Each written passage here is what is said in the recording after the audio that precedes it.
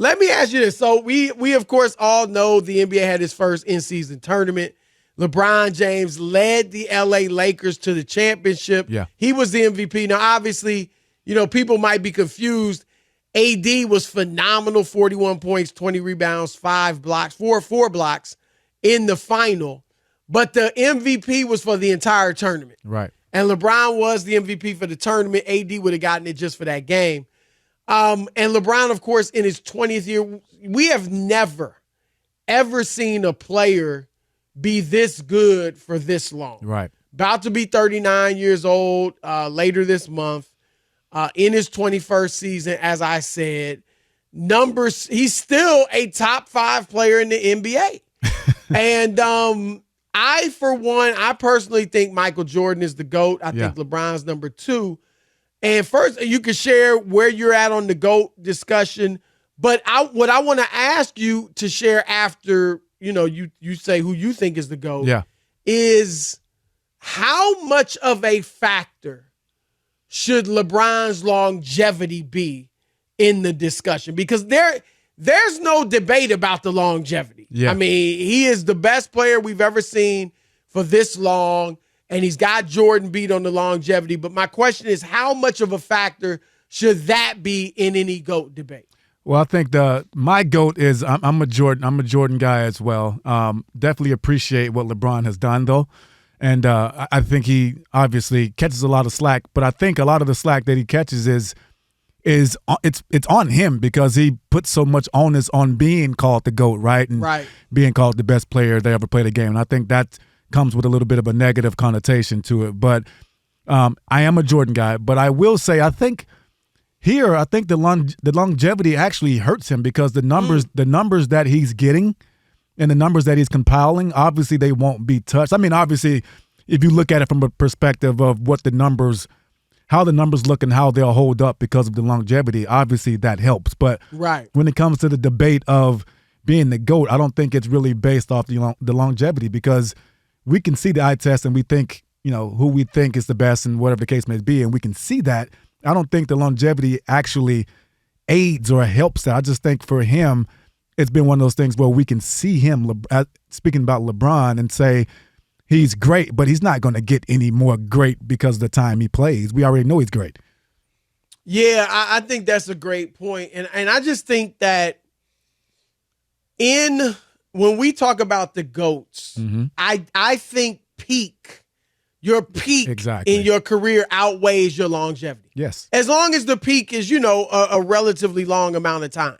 Right? Right. And so, like, in football, I mean, Emmitt Smith is the all-time leading rusher. Yes. And he was a great running back and is obviously one of the greatest of all time. Right. But I don't think most people, I know there's some, but I don't think most people consider him the absolute best running back ever. I don't think any player that played in that time would say that. And I'm going out on the limb by saying that. I haven't heard that, but I would look at him, and obviously you can appreciate the greatness, but the longevity did help him. Yep. But you would never say, well, outside of Dallas, probably, I don't think you'd say he's the best running back ever. No. I agree. I mean, whether it's Eric Dickerson, whether it's Barry Sanders, Walter Payton, there are a lot of guys, or a good number of guys that a lot of people would put ahead of him. Mm-hmm. I think in baseball, Hank Aaron, until Barry Bonds broke his record, was the home run king. Mm-hmm. But Hank never hit 50 in a year. Right. And so, again, I'm not saying a guy that hit 50 once or twice but didn't have 400 or 500 career homers would be viewed as better than him. Right. But I think up till Barry Bonds, I mean, people still tended to consider Babe Ruth just because of the, hitting 60 in a year and things like that. And now Barry Bonds, like, I don't, even if you consider Hank Aaron the best home run hitter, I don't think anybody's ever viewed him, again, as the greatest baseball player ever. Right. Even though he had this incredible longevity. Mm-hmm. And even Tom Brady, I think, obviously he's viewed as the GOAT, but it's because of his rings. Exactly. Right? It's not because he just played so long. If he hadn't won, I mean, Drew Brees played a long time. Yes. And he's not considered, the second best or anything like that.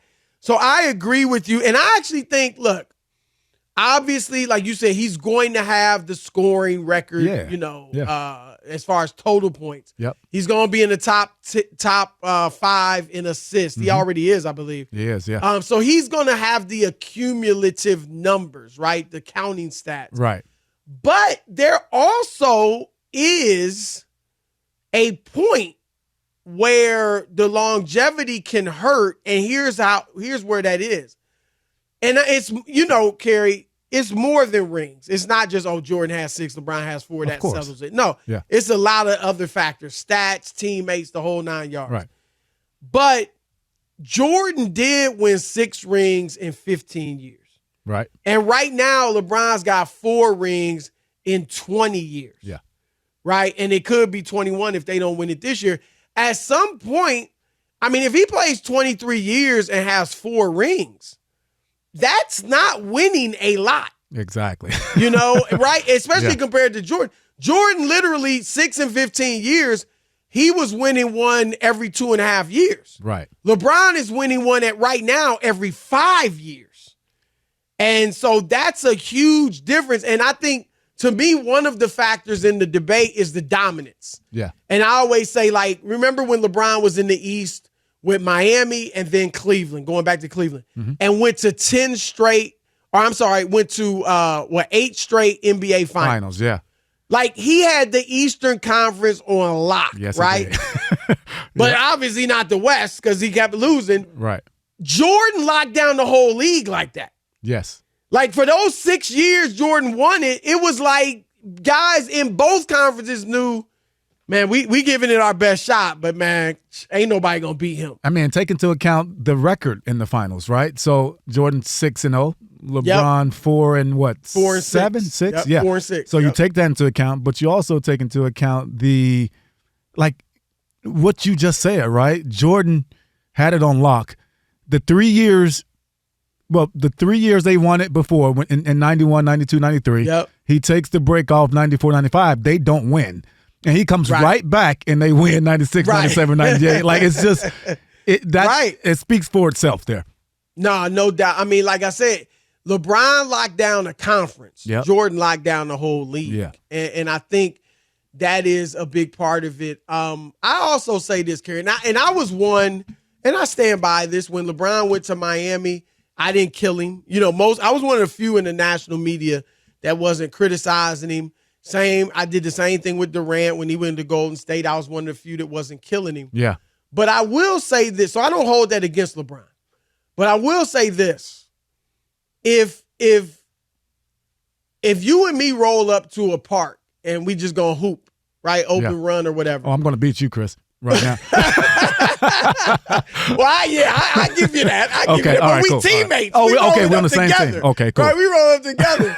And now if we stand there and watch for about 30 minutes and we see who the best other 3 best players are, right? Yeah. And they lose, so we pick them. Mm-hmm. We pick 3 great guys from the teams that lost. Yeah. And then we get on the court and we dominate for the next 2 hours. That's fine. Yeah. But it's not, I don't think that's as impressive as if me and you roll up to the park and we just give us 3.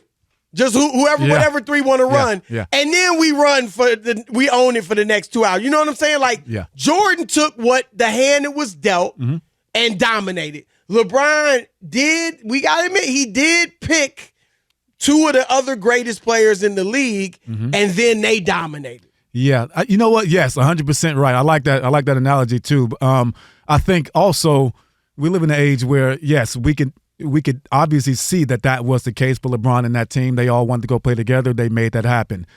We don't know if, I don't know this, but behind the scenes, was Jordan in those conversations of bringing Rodman there, bringing Kukoc there? I don't think the Kukoc one, because I think they had they were against Kukoc coming. Him and Pippen, yeah. But just adding those players to the mix. I mean, you look at that team. I mean, there's 3 Hall of Famers on that team. Yep. And Kukoc is Hall of Famer too, right? Is that 4? He might be because of the international. Yes, exactly. So you think about that. So he had players. I just don't know if he went about it the way that LeBron did, which makes it Kukoc frowned is in upon. the Hall of Fame. Yeah, exactly. Yeah. Point. So you can break it down that way, but also you talk about the numbers and the longevity, right? Just from numbers standpoint, the game's different too.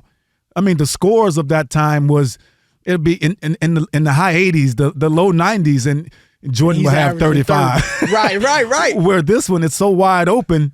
I mean, LeBron's going to average 30, but it's a different style of basketball. It's so wide open. It's so easier to score. And I don't know if LeBron would have scored as easy in that time, just the way of the style of play. And I know the old guys like to talk about the style of play, but I mean, I'm not saying he couldn't play. He would be great in that era, but the scoring would be a little different, I think. To your point, when Jordan scored 45 points in Game 6 of the 98 NBA Finals. And they had, 70, 80 points? I'm looking it up. Let's see. The final score was 87-86. Exactly. That's, of course, when he hit the big jumper. Right. And he had 45 points out of 87. Yeah. I mean, and no, you're right. And Kerry, and you know this as a guy that played the game. Yeah.